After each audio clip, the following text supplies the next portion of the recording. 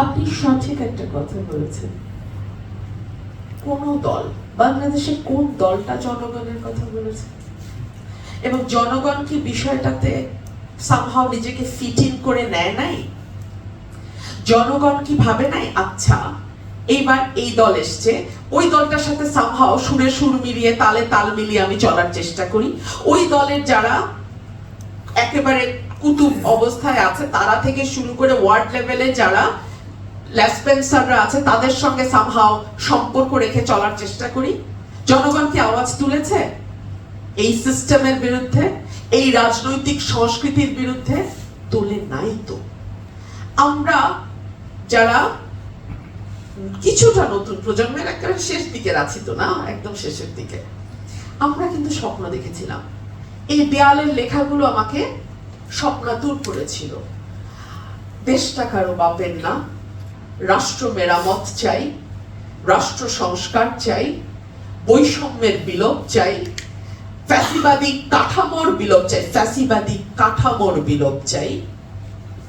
এই রাষ্ট্রটাকে আর কারো তালুকদারি হতে দেব না।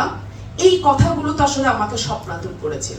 কিন্তু তারপরে যখন দেখি, আমি আসলে সব কথা বলেই ফেলি, আমি কোনো কিছু মানে পলিটিক্যালি কারেক্ট বলে একটা শব্দ আছে, আমি কখনোই খুব বেশি পলিটিক্যালি কারেক্ট না।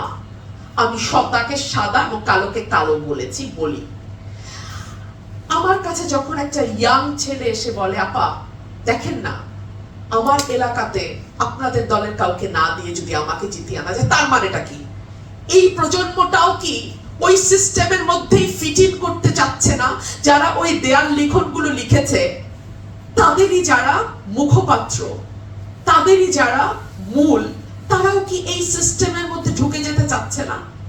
কেন সিস্টেম পরিবর্তনটা আওয়াজটা উঠেছে?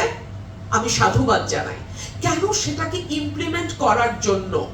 আমি জানি এটা 5 বছরের প্রকল্প নয়, এটা 10 বছরের প্রকল্প নয়, এটা হয়তো আরো 50 বছর লাগবে আমাদের এই সভ্য হয়ে উঠতে, রাষ্ট্রকে রাষ্ট্রের কাঠামো দিতে, দেশের মানুষের নাগরিক হয়ে উঠতে।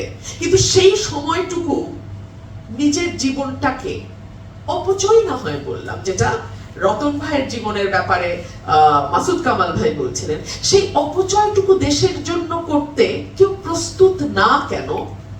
এই প্রশ্নটা তো আমি রাখতেই পারি, তাই না? জি,